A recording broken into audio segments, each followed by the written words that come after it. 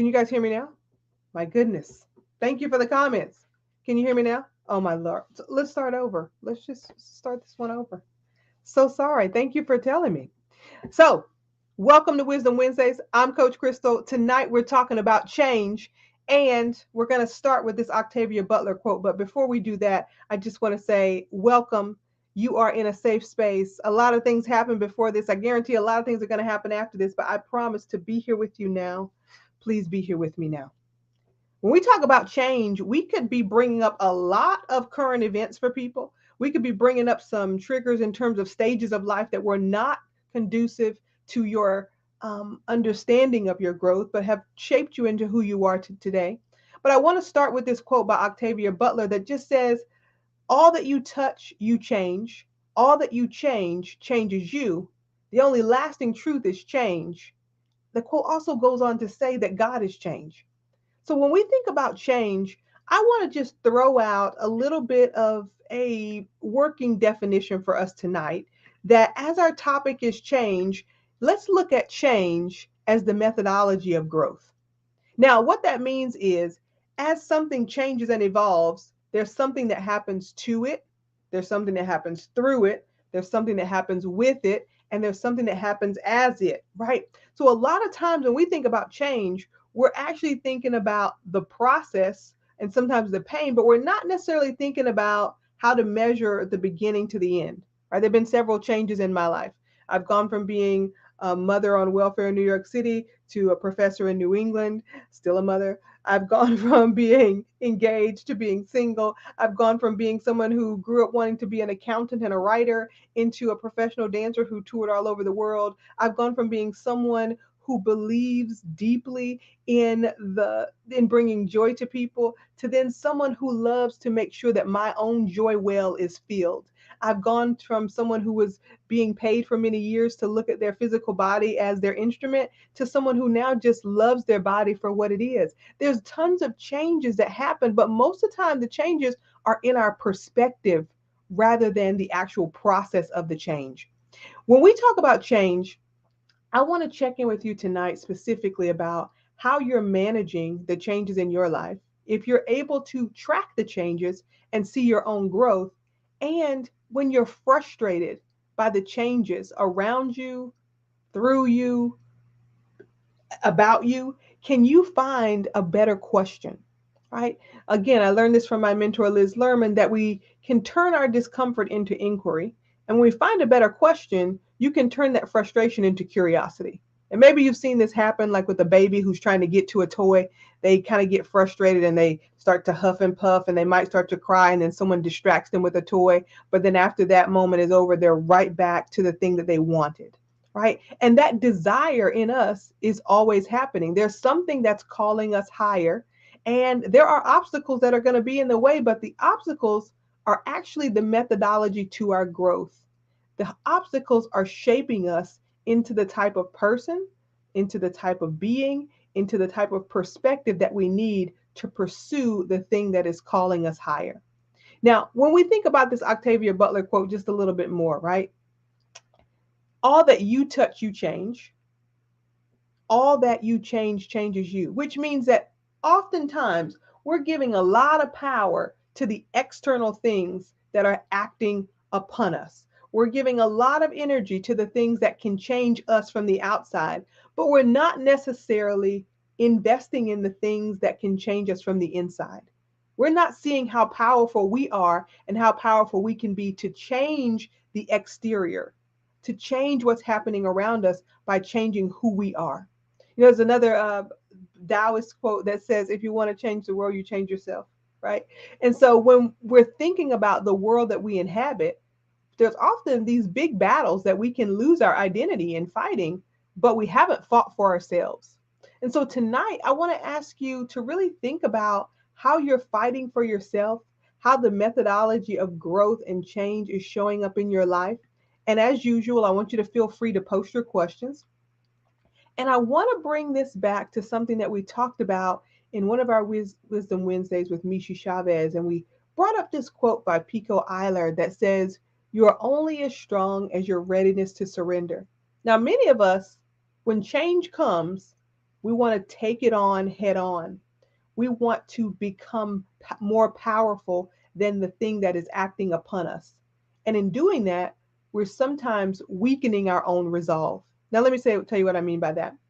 If you are programmed to fight, even if someone comes to you with open arms, you still perform in the same way. The same patterning of attack is still in you.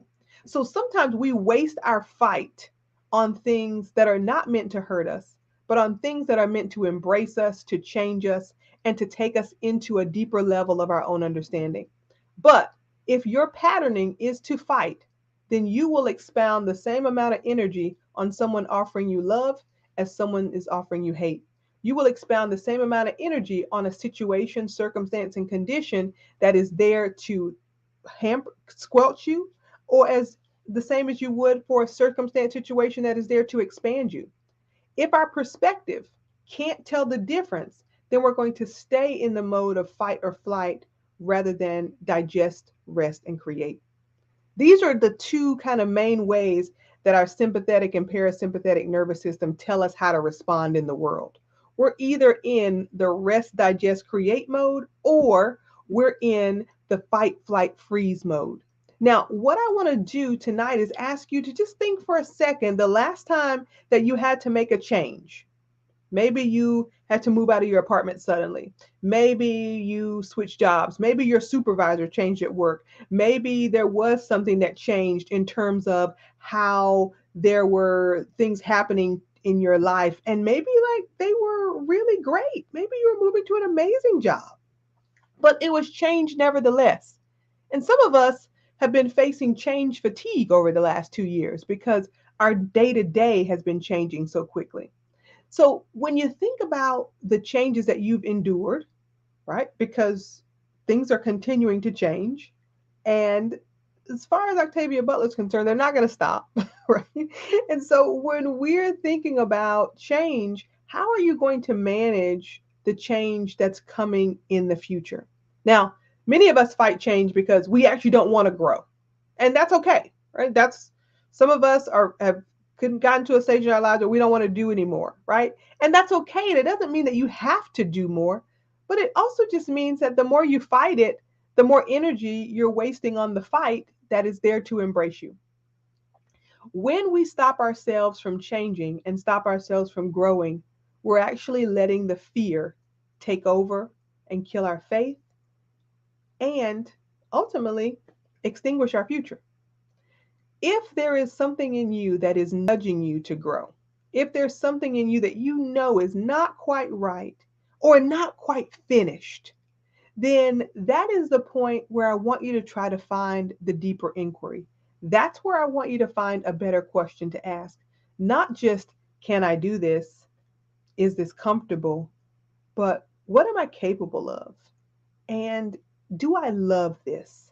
And this could be about any situation in your life, any circumstance, any condition, right? There's a question, how can someone know when the change is good change, right? Okay, nice. Thanks for the question, Juanisha. I am thinking, again, I said this in the beginning, I have a high tolerance for discomfort. So all change for me is good, right? Because it's teaching me something. But I think when we are trying to distinguish if change is quote unquote good or bad, we have to first realize our own internal power to be able to name something as good or bad from our own perspective. Every situation in your life is neutral until you give it a value, right?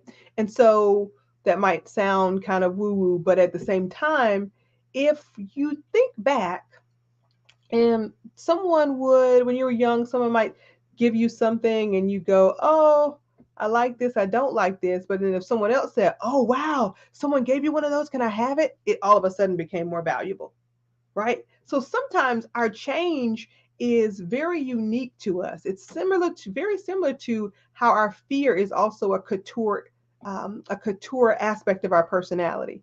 When change is happening to us and through us, if we have a vision that we know who we're trying to become, then a lot of times we can align that change for the greater good. It means that, okay, it's uncomfortable right now, but I know it's for something greater.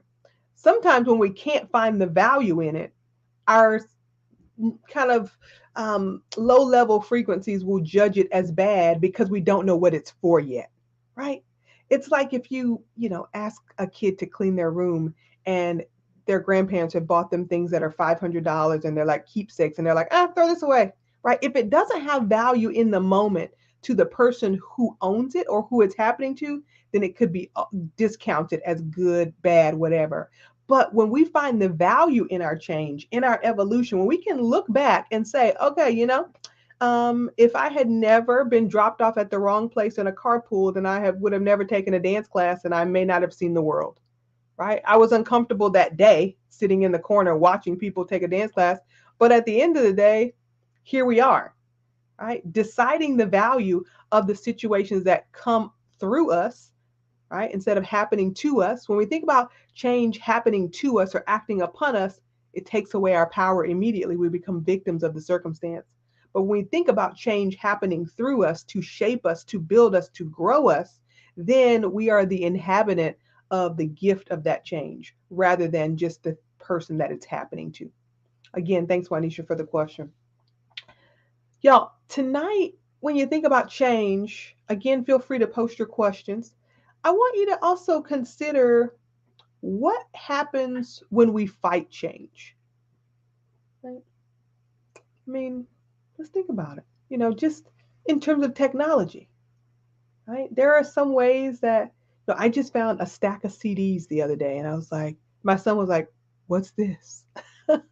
Right? And so when we think about how we fight change and what we hold on to, are we holding on to things because they're actually a part of our foundational identity?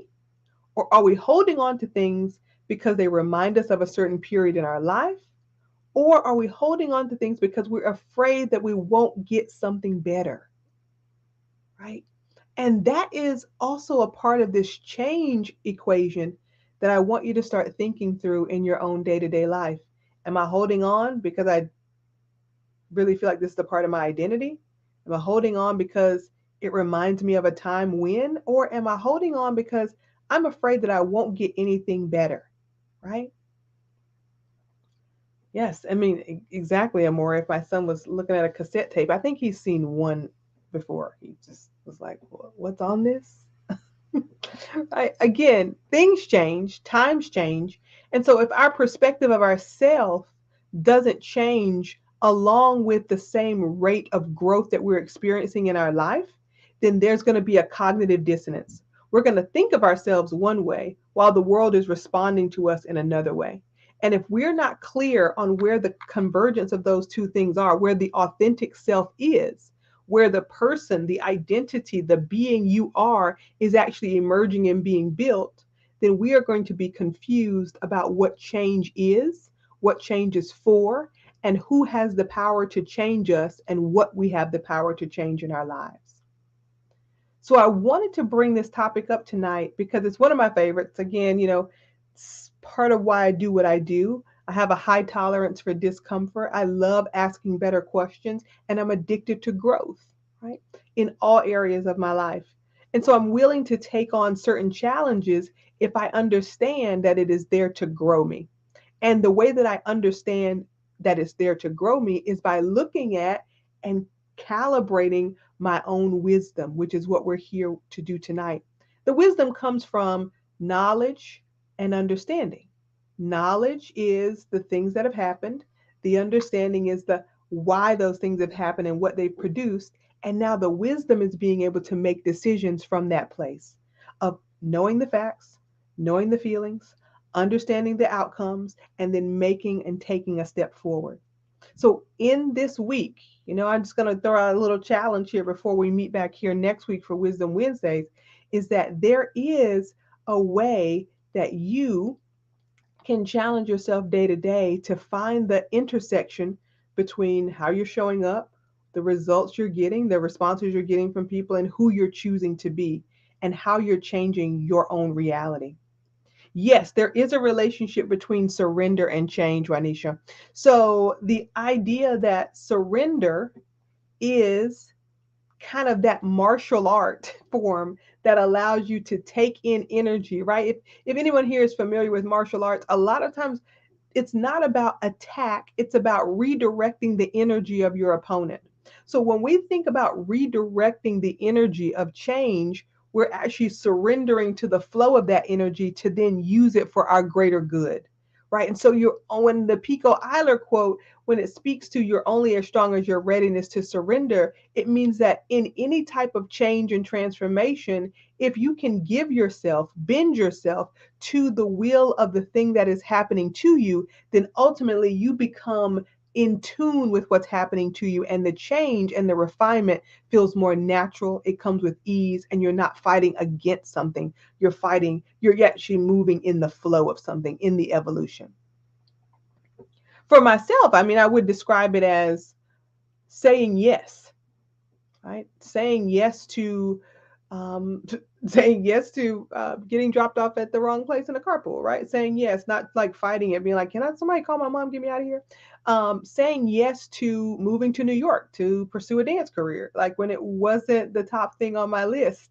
Saying yes to continuing to teach and perform in a place that didn't give me any type of reflection of what I look like in a physical place, right? Knowing that in um, the question is really bringing up so many examples for me, Juanisha. So for myself, right, I actually would describe it as surrendering to the place, surrendering to my own innate difference, right? And so a lot of people say this in different ways. You could see it in these on some bumper stickers or in some signs in home goods that say bloom where you're planted. That's uncomfortable, right? So if you're planted in soil that is not what you're used to, then it might be hard to grow. It might be hard to navigate. It might be hard to understand your environment, right? So I heard an amazing quote the other day that said, when the corn doesn't grow, nobody blames the corn, right? They blame the soil. And so a lot of times when we're put in different places in different situations, we are sometimes blaming ourselves for not growing, but we haven't taken the time to understand the soil in which we're planted. So a lot of times my surrender has looked like taking more time to understand my environment and then developing myself based on the environment I'm in. Now, at this stage of my life, after understanding how to do that in so many different areas, geographically, physically, emotionally, spiritually, I've decided that I am going to create my own environment, my own deep well of joy, experience, and authenticity so that I can show up fully myself in no matter what environment or community that I may be in, right? So that kind of is my way of surrendering to understanding the environment and then blooming into the fullest version of myself in my own time with my own vision intact. Yeah. Yeah. It's a great question. Listen, how are you guys thinking about change? Feel free, you can drop it in any chat on any platform that you're in. How are you thinking about change? And is it bringing up the F word for you? Does change automatically bring up fear for you? Are you automatically afraid when someone says there's going to be a shift, there's going to be a change? Does it bring up anxiety for you? A lot of times we want to be clear, right, that the emotions that we feel first are navigation tools. They're clues that something is there. But sometimes we can confuse fear and excitement. They're on the same wavelength. We just get to name it, right? Everything is neutral until we give it a value. So if we start to feel that little bubbling in our stomach, we can say, oh God, I'm nervous. Or we can say, oh my God, I'm so excited. It's going to be the same frequency. The same thing is going to happen in your body. Your sweat glands are going to start opening. Your armpits might get a little wet, like you might get a little hot. Your temperature might raise. It's all the same emotion, right? And I love to talk about this because I think a lot of people really think that it is something very different. And the thing is many of you may know or you may not know, um, after I began dancing, a lot of my kind of upbringing was in a lot of kind of socially competitive endeavors like pageants and dance competitions, a lot of things that required you to be politely competitive, right? So I think when you grow up with that skill and that's something that you can hone, it changes the way you look at not only your effort, but the result of your effort. Because sometimes it could be that maybe you were just a little too much you this time and people didn't appreciate it. And maybe you were just a little not enough of yourself and people didn't get the full effect. And so, riding that constant barometer as an emerging human being is something that I learned to navigate, which let me understand that sometimes I can be nervous and sometimes I can be afraid, but they're really the same emotion. I can be total too much of me, I can be less of me, but it's all kind of calibrated by the amount of courage I have in the moment to choose who I want to be and how much of myself I want to show. And for some of us, that's a kind of a defense mechanism. But I also believe it's a way of being safe with yourself, with your heart, and with your energy and with your vision. Everyone is not ready to feel the full radiance of your glow, right? So just pull it back for them a little bit. They're not ready, it's okay. And then you don't have to expound that energy. You can give it to the people who really need it. Exactly, Shavandra. Boundaries. Yeah, yeah. How can I begin the process of assigning value to better assess the changes happening in my life? Thanks for the question, Amora. Um, Here's what I'm going to say. One is understanding the outcome of something. So, a lot of times in our community, we don't really use the word transactional because we believe all interactions and change are transformational. But if we were going to look at this, if we were going to look at change as if we look at change in the store, right? Like if I give someone $1, they're going to give me 4 quarters. It doesn't change the value of the money, right? It doesn't change the value of the currency. But now I can do different things with 4 quarters than I can with a $1 bill, right? I can hand out 25 cents to everybody. I can do different things with it. So again, the value of establishing value for the changes that are happening in your life are about what do you want to do anyway, right?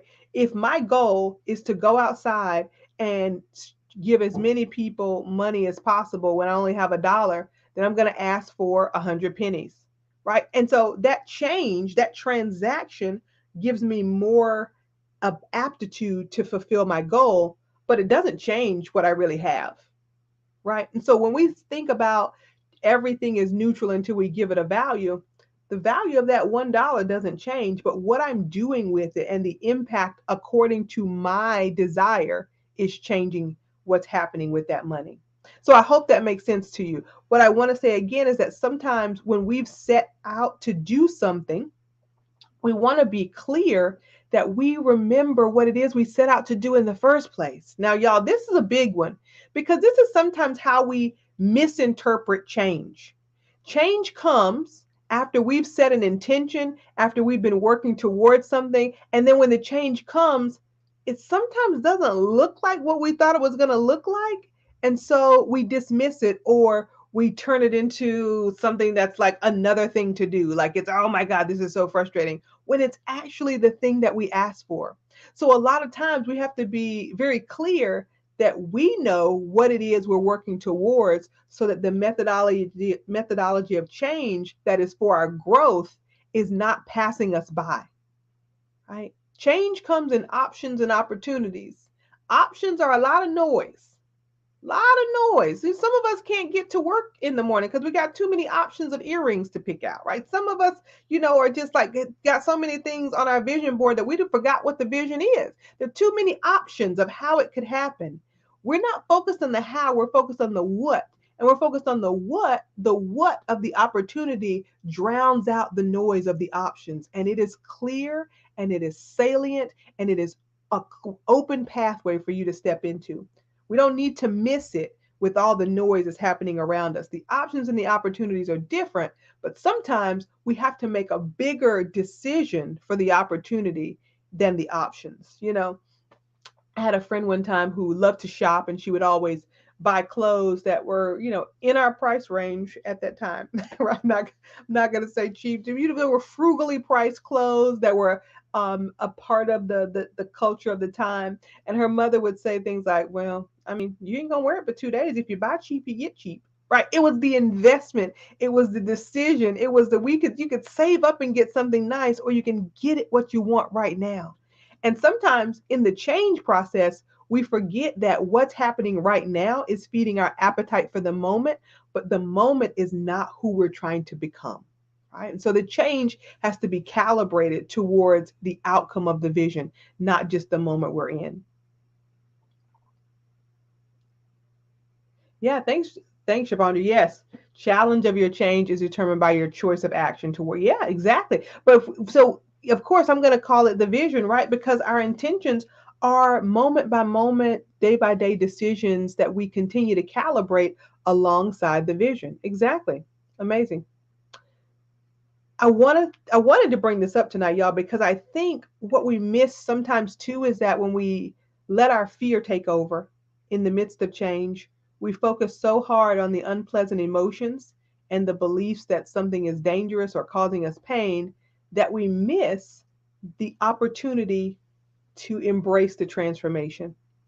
We miss it. Instead of feeling the feeling of excitement, right? Instead of thinking about feeling like, excitement and the enthusiasm and eagerness to change and grow, we get caught up in the feeling of like, oh, this doesn't feel good right now, or oh, I don't know why this is happening to me, that we miss it.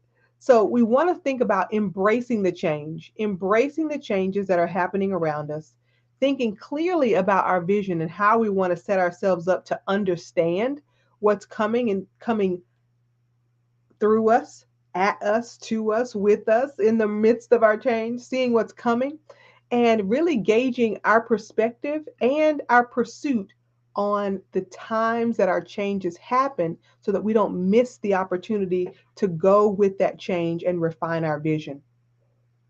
Yeah, we want to embrace the change. Yes, transformation, not transaction. Calibrate the change based on the vision. Exactly. Yeah, y'all, this is exactly what we're talking about. So this week, I just want to give you a simple challenge. One, if you're ready to embrace the change of your life, if you're ready to turn the content of your life into the curriculum for your evolution, then I'm going to invite you to make sure that you get your ticket to Vision Camp July 16th. We're like 10 days away. It is an amazing, life changing event. If you have heard anything about it, you can jump over and read the testimonials on our webpage. You can watch some of the client chats here on our YouTube channel. But Vision Camp is a transformative event. It is 12 to 3, noon to 3 Eastern Standard Time on July 16th. We keep the tickets very affordable. You can jump over to ssvisioncamp.com and grab a ticket for yourself. There is a VIP option that starts an hour earlier for people to meet with me and gather before we jump into the 3 hours of the training for the day. It is the most, hands down, I stand by this. It is the most fun you will ever have on Zoom. I stand by that, hands down. My Zoomiverse is lit, just letting you know. Just want to invite you to that July 16th, noon to 3 p.m. Eastern Standard Time. And for everyone who purchases their ticket, just in case there is an emergency, you will receive the replay after the event. Remember that everything you touch, you change. Everything you change changes you. The only constant thing in this world is change. God is change, and you have the power to change your reality based on a vision that you create and were created to live. I'll talk to you soon. Hey, thank y'all for joining us for Wisdom Wednesdays. Can't wait to see you at Vision Camp. Jump on over to ssvisioncamp.com. Have an amazing rest of your week. Make the change.